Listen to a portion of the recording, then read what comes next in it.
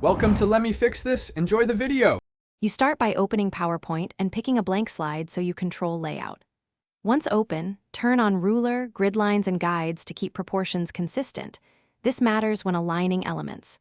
Next, set slide size to 16, 9, or a specific dimension, then go straight to Insert Shapes or the Draw tab to pick pen, pencil, or highlighter. As you begin sketching, use a mouse or stylus. Make quick rough strokes first, because refining is easier than redoing detailed work later. Once you have basic strokes, convert them into solid shapes and refine their geometry. Use merge shapes, union, subtract, fragment, to combine or cut shapes precisely, which gives clean vector results.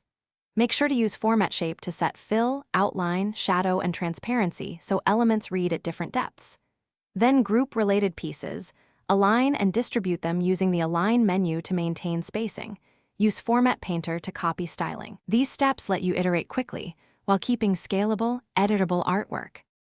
To finish, organize and export your drawing correctly. Rename layers via the selection pane and lock positions to prevent accidental moves. Grouping helps preserve structure. Export using File Save as for PPTX or export as PNG, SVG, or PDF. Choose SVG for clean vector output and set resolution for raster images. If something goes wrong, immediately use Undo or the History pane. If formatting breaks, right-click and reset shape or reapply styles with Format Painter.